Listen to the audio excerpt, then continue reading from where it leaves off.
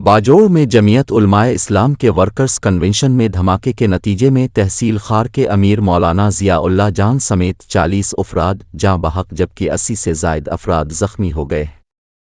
खैबर पख्तूनख्वा के ज़िला बाजोड़ के सदर मकाम खार में धमाका इस वक्त हुआ जब जमीयत उलमाए इस्लाम फ़े के ज़ेर एहतमाम वर्कर्स कन्वेंशन जारी था।